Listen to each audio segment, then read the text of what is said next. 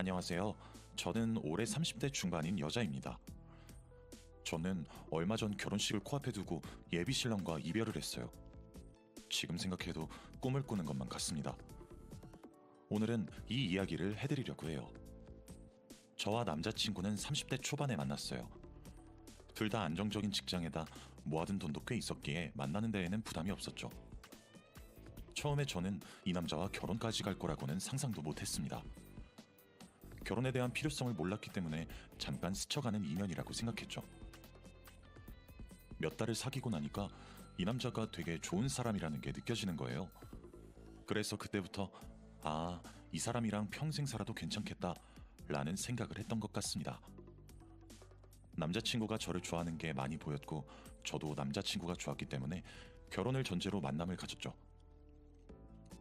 그런데 제가 남자친구와 결혼을 고민하게 된 이유는 딱 한 가지가 있었어요. 바로 남자친구의 조카사랑입니다. 남자친구는 3형제 중 둘째예요. 그리고 남동생과 함께 서울에서 같이 살고 있는 중이었죠. 큰형은 서울에서 따로 살고 있었고 큰형이 워낙 바빠서 큰형의 아들인 조카를 자주 돌봐준다고 하더라고요. 처음엔 저도 아이를 좋아하고 같이 있으면 즐거워서 한두 번은 데이트할 때 같이 놀아줬습니다. 남자친구는 능숙하게 조카를 잘 돌봤고 음식을 먹여주거나 훈육도 잘 시키더라고요. 정말 좋은 삼촌 같았습니다. 식당에 가면 아주머니들이 저희 3명을 보고 아이고 아빠가 엄청 다정하네 라고 하시면서 저희 셋을 가족처럼 봐주시더라고요. 저는 내심 남자친구와 부부 사이로 봐준다는 게 싫지 않았고 남자친구도 그랬는지 감사합니다 라고 넉살 좋게 받아쳤죠. 저도 나름 조카와 많이 친해졌고 단둘이 남겨져도 어색하지 않았습니다. 남자친구는 데이트의 대부분을 조카와 같이 나왔어요. 일주일에 5번을 만나면 4번을 데리고 나왔죠. 조카와 같이 셋이서 만나면 저희 둘의 진솔한 이야기는 전혀 하지 못하고 온 신경이 조카한테 쏠려요. 그래서 하루 종일 조카만 보살피다가 데이트는 끝이 납니다. 전 이런 관계가 너무 힘들었고 솔직히 많이 속상했어요. 처음엔 조카를 데리고 나와도 되겠냐고 물어봐 주었는데 지금은 당연하다는 듯이 데리고 나왔거든요. 그리고 이뿐만이 아니었습니다. 남편은 조카에게 돈을 엄청 투자했어요. 솔직히 저희들 다 그렇게 부유한 편이 아니에요. 식당에 가서도 1,000원이라도 더 싼 곳으로 정하는 편이죠. 그래서 서로 비싼 선물도 잘 못해줍니다. 그런데 조카에게는 달랐어요. 자기 아들도 아니면서 왜 그렇게 퍼주는지 조카가 이거 사달라 저거 사달라 하면 고민도 하지 않고 사주었죠. 솔직히 이러면 안 되지만 질투도 많이 났습니다. 제가 꽃 한 송이 사달라고 그렇게 애원할 때에는 한 번을 안 사주더니 아무리 가족이라고 해도 조카가 사달라고 하니까 바로 사주다니요. 그리고 항상 식당에 가면 제가 먹고 싶은 것보다 조카가 먹고 싶은 걸 시켰어요. 제 의견은 안중에도 없었죠. 그래서 하루는 너무 화가 나고 속이 답답해서 남자친구에게 참아왔던 울분을 토했습니다. 오빠, 조카 그냥 어린이집 보내면 안 돼? 나 솔직히 거의 매일 이렇게 같이 나오는 거 힘들어. 난 지금 내가 오빠랑 데이트를 하는지 육아를 하고 있는지 모르겠어. 그리고 내가 조카한테 질투를 해야겠어? 내가 그렇게 꽃 사달라고 할 땐 한 송이도 안 사주더니 조카가 10만원짜리 장난감 사달라니까 바로 사주고. 나 솔직히 너무 속상해. 남자친구는 제 말을 듣고 당황해하는 눈치였고 저에게 놀라운 말을 해주었어요. 미안해. 사실은 우리 큰형이 많이 바빠서 내가 우리 조카가 너무 안쓰러워서 그래. 응? 그게 무슨 말이야? 사실은 우리 큰형이 혼자서 조카를 키우고 있어서 밤낮 없이 일하고 있어. 그래서 베이비시터를 고용하거나 어린이집에 보낼 돈도 없고 나도 풍족한 편이 아니니까 어린이집까지는 못 보내주는데 그래도 사달라는 건 다 사주는 편이야. 속상하게 해서 미안해. 난 조카가 너무 불쌍하고 안쓰러워서. 그러면서 갑자기 남자친구는 훌쩍이더니 눈물을 쏟아냈습니다. 저는 우는 사람 앞에서 화를 도저히 낼 수 없었기에 말을 참았죠. 남편의 큰형에게 이런 사정이 있는 줄 몰랐고 부모님도 지방에 있고 남동생은 대학생이라 돌봐줄 사람이 자기밖에 없다고 했습니다. 자기는 조카를 너무 사랑하고 귀여워서 데리고 오는 거래요. 그러면서 조카와 같이 있는 게 싫다면 앞으로 안 데리고 오겠다고 하는 겁니다.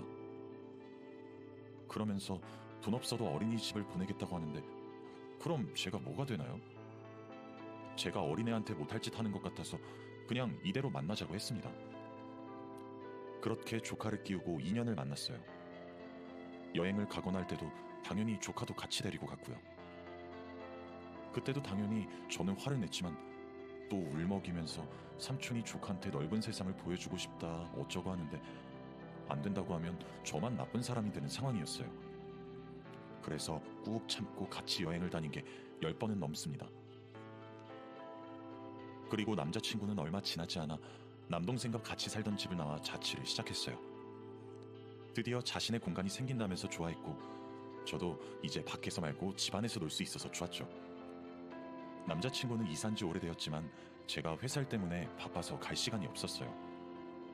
그래서 이사한 지 한 달이 지나고 처음으로 놀러 갔습니다. 제가 남자친구 집에 갔을 때 저는 집을 잘못 들어온 줄 알았습니다. 장난감들이 너무 많았거든요. 그래서 남자친구한테 이거 뭐냐고 따져 물었죠. 당당하게 조카 장난감이라고 하는 겁니다. 이게 왜 오빠 집에 있어? 조카 집에 있어야 하는 거 아니야? 아, 그냥 내가 자주 놀아주고 큰형 집이 좁은 편이라서 다 안 들어가는 건 우리 집에 뒀어. 우리 집에 조카가 자주 놀러 오기도 하고. 알고 보니 제가 안 온 한 달 동안 조카가 여기서 자고 가기도 하면서 거의 살다시피 했다고 하는 겁니다. 저는 왜 친아빠와 본집을 놔두고 삼촌 집에서 생활하는지 궁금했죠. 남자친구 말로는 큰형이 일을 하고 집에 늦게 도착하는 바람에 어쩔 수 없이 재운다고 합니다. 솔직히 이해는 되지 않았지만 그러려니 했어요. 그리고 저희는 오랜만에 조카 없이 둘이서 놀았습니다. 저는 그 뒤로 남자친구 집에 자주 가서 놀았고 남자친구가 없을 때도 집에 들러서 청소도 해주고 그랬어요. 그날은 금요일이었는데 남자친구가 야근이라고 해서 일찍 퇴근한 저는 다음 날이 주말이니 청소도 해줄 겸 서프라이즈로 몰래 남자친구 집에 갔어요. 가서 요리도 하고 청소도 하면서 남자친구를 기다렸죠. 오랜만에 빨래도 하려고 남자친구의 옷장을 열었습니다. 거기서 자켓 하나를 꺼내서 주머니에 있는 물건을 빼내려고 손을 집어넣었는데 봉투 하나가 있더라고요. 그래서 무슨 서류인가 싶어서 열어서 확인을 했는데 저는 충격에 빠지고 말았습니다. 그 서류는 등본이었는데 남자친구의 자녀로 조카가 올라가 있었거든요. 머리를 한 대 맞은 기분이 들었고 심장이 벌렁거렸습니다. 지금까지 조카라고 했던 게 다 거짓말이었고 친자식이라는 뜻이잖아요. 저는 화난 것보다 당황스러움이 더 컸어요. 우선 집에서 남자친구가 오길 기다렸습니다. 무슨 말을 할지 궁금했거든요. 몇 시간 뒤 남자친구는 기분 좋은 표정을 하고 집으로 왔고 저는 등본을 내밀었습니다. 무척이나 당황하더라고요. 저는 그 서류를 내밀고 설명해보라고 했어요. 사실은 큰형이 이혼한 이유가 심장병 때문이야. 정말 생사로 오가서 죽을 뻔했는데 그때 형수는 큰형이랑 자기 아들을 버리고 도망갔고 그래서 이혼을 했는데 큰형이 죽을지 살지도 모르는데 자기 아들은 부모 없는 자식으로 키우기 싫다고 해서 임시로 내 등본에 올린 거야. 그럼 지금은 왜 큰형 등본으로 안 올리는데? 지금 밖에서도 일도 하시잖아. 충분히 몸 괜찮아지신 거 아니야? 아니야. 지금도 치료받고 있는 중이고 조심해서 일하고 있어. 그리고 지금 밤낮 없이 일하고 있어서 아이를 키울 여건도 안 되고. 솔직히 남자친구의 말을 듣고 자기 자식을 낳아놓고 저에게 거짓말을 하는 건지 아니면 진실을 말하는 건지 혼란스러웠습니다. 그래서 저는 그럼 넌 평생 조카의 아빠로 살 생각이었어? 라고 물었어요. 그런데 남자친구가 하는 대답은 의외였습니다. 아니, 남동생이 임신을 시키지 못하는 몸이라서 결혼하고 조카를 입양하기로 약속했어. 그런데 아직 남자친구의 남동생은 대학생입니다. 결혼하는 여자가 아이가 필요 없다고 하면 조카도 입양을 못하잖아요. 그리고 아직 큰형은 심장병을 앓고 있긴 하지만 경제활동을 하면서 돈을 벌고 있습니다. 전 솔직히 남자친구의 말이 전혀 이해가 되지 않았어요. 그리고 자신의 아들을 동생 자식으로 올린 큰형도 이해가 되지 않았죠. 남자친구의 말은 왠지 모르게 미리 생각해놨던 것처럼 술술 나왔고 막힘이 없었습니다. 우선 저는 생각을 정리하기 위해 집으로 돌아왔어요.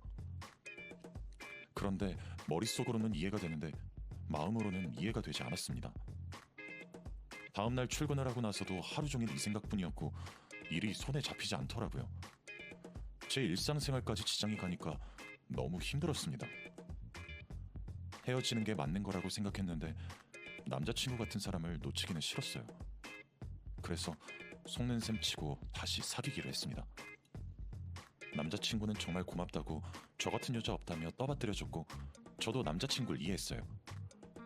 다른 생각하지 말고 조카를 많이 사랑하는 삼촌으로 생각하려고 했답니다. 그 일이 있고 나서도 여전히 저희의 데이트에는 조카가 꼈어요. 남자친구 자취방에서도 셋이서 있었죠. 왠지 모르게 그 일이 있고 나서 남자친구는 오히려 당당하게 조카를 데리고 오는 것 같았습니다. 그래도 저는 아이한테 잘하는 남자니까 나와 결혼해도 우리 사이에 낳은 자녀한테 이렇게 잘하겠지 싶었고 결혼을 얼른 하고 싶었어요. 솔직히 조카가 끼어있는 생활을 그만하고 싶었던 게 더 맞는 것 같았습니다. 아무튼 저와 남자친구는 처음부터 결혼을 전제로 만났기 때문에 프로포즈 없이 결혼 준비를 했어요. 결혼식장도 예약하고 청첩장도 만들고 그랬죠. 그런데 딱 하나 걸리는 게 바로 남자친구의 등본입니다. 혼인신고를 하면 저도 이제 등본에 들어갈 텐데 그럼 남자친구의 조카가 제 아들이 되잖아요.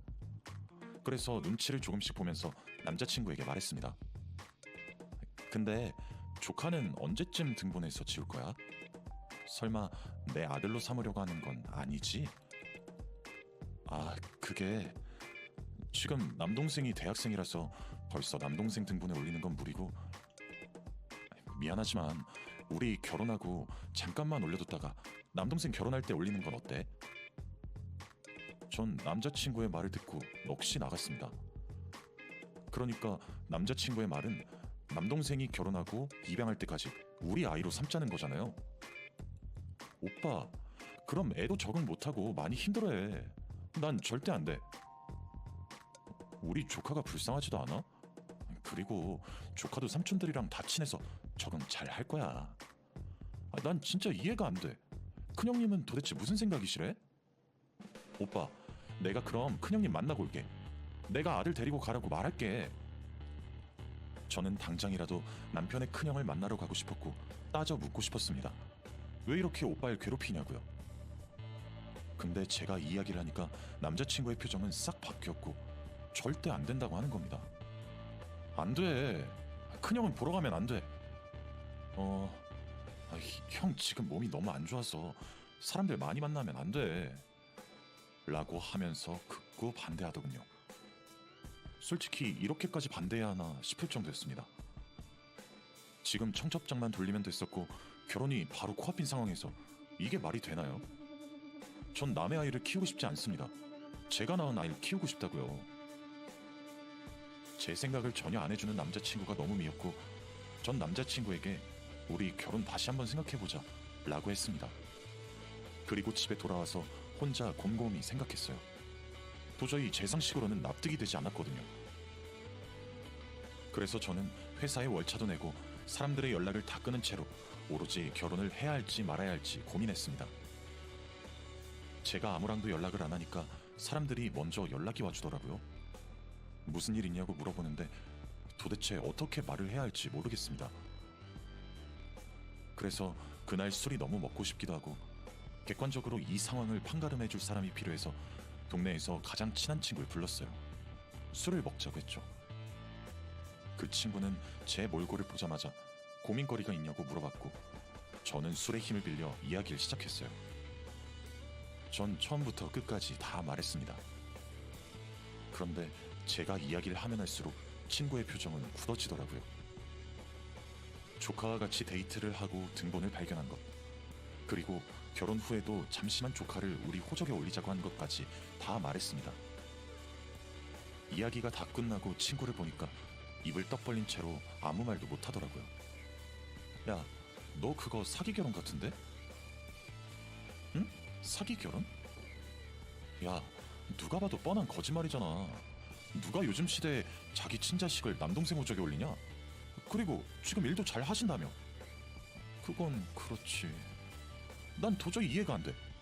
그러면 몰래 유전자 검사를 한번 해봐. 조카랑 네 남자친구. 남자친구의 말을 들었을 때에는 이해를 못하는 제가 이상한 줄 알았어요. 그런데 친구의 말을 들으니까 그게 아니더라고요. 결국 저는 유전자 검사를 하기로 했습니다. 유전자 검사를 위해서는 머리카락과 칫솔이 필요했는데 전부 다 남자친구 집에 있어요. 남자친구 몰래 자취방에 들어가서 조카와 남자친구의 칫솔과 머리카락을 들고 와야 했죠. 그래서 저는 반차를 내고 남자친구가 회사에 있을 때 남자친구 집으로 갔어요. 며칠 만에 가봤는데 그동안 남자친구 집은 조카용품으로 더 채워져 있더라고요. 솔직히 당황하긴 했지만 저는 얼른 칫솔과 머리카락을 챙기고 나왔습니다. 그리고 바로 유전자 검사에 맡겼죠. 정말 친자라고 나오면 어떻게 대처해야 할지 아무 생각이 나지 않았거든요. 결과가 나오기 전 며칠 동안 남자친구의 연락은 다 무시했어요. 일도 집중이 안 됐습니다. 그리고 검사 결과가 나왔다는 연락을 받자마자 달려갔어요. 그런데 결과는 충격적이었습니다. 조카는 남자친구의 친자가 맞았거든요. 99.99% 친자가 확실하다는 문구를 보자마자 전 다리에 힘이 풀렸고 그대로 주저앉았습니다. 믿기지 않았거든요. 결혼까지 생각했던 남자가 저에게 이런 거짓말을 얼굴색 하나 안 변하고 했다뇨. 저는 바로 남자친구의 큰형을 찾아갔습니다. 남자친구의 큰형은 남자친구의 남동생한테 연락처를 물어서 알 수 있었어요. 그리고 가서 모든 사실을 다 말했습니다. 그런데 엄청 놀라더라고요. 자기는 심장병도 아니고 밤낮 없이 일하는 그런 사람도 아니래요. 심장병은 바로 남자친구였고 지금은 다 완치를 했다고 합니다. 밤낮으로 일하는 것 빼고 전부 다 자기 이야기를 큰형 이야기처럼 하고 다닌 거였어요. 남자친구는 저와 만나기 전에 결혼을 한 번 했었고 심장병에 걸려서 아내가 도망가대요. 그래서 혼자 아이를 키우고 있는 아빠라고 했습니다. 그리고 남자친구의 큰형은 자기를 도용하면서 근거 없는 이야기를 퍼뜨리고 다닌다면서 화가 머리끝까지 났더라고요. 저번에 제가 남자친구한테 직접 큰형을 찾아가서 말하겠다고 했을 때 극구 반대했던 이유를 알 것 같았습니다. 큰형은 정말 무서우시더라고요. 아마 남자친구가 겁에 질려서 그랬던 것 같습니다. 근데 어떻게 조카 얘기로도 모자라서 심장병까지 속일 수 있나요? 지금까지 저한테 진실을 말했던 게 얼마나 될지 궁금했습니다. 남자친구의 큰형은 바로 남자친구에게 전화를 했고 저희는 삼자대면을 했습니다. 남자친구는 상황을 대충 알았는지 바로 저와 큰형 앞에서 무릎을 꿇고 사과를 하더라고요. 남자친구 말로는 한번 결혼을 했던 사람이고 심장병을 앓았던 적이 있고 아이까지 있다고 하면 제가 안 만나줄 줄 알았대요. 그리고 잠깐 스쳐가는 인연인 줄 알았는데 이렇게 결혼까지 하게 될 줄 몰랐다고 합니다. 생각해보니 저희의 결혼은 코앞이더라고요. 저는 벌을 받는 대신 예식장이랑 신혼여행 등등 환불 비용을 다 그 사람한테 감당하라고 했어요. 그리고 주위 사람들한테 꼭 그 오빠 잘못으로 헤어졌다고 스스로 말하고 다니라고 했죠. 그 사람은 알겠다고 했고 저희는 그렇게 끝이 났습니다. 지금 생각해봐도 정말 대단한 일인 것 같아요. 아마 친구에게 이 일을 말하지 않았다면 아마 결혼을 했었겠죠? 지금 생각해봐도 정말 놀랍고 대단한 것 같아요. 전 그 뒤로 결혼 생각은 아예 접었습니다. 거짓말 하나 안 할 것 같은 그 사람이 엄청난 거짓말을 하고 있었다는 걸 들통나니까 결혼은 못 하겠더라고요. 그래서 전 평생 혼자 살려고 합니다. 여러분들도 사람 만나기 전에 조심하시길 바랄게요. 제 이야기는 여기까지입니다. 들어주셔서 감사해요.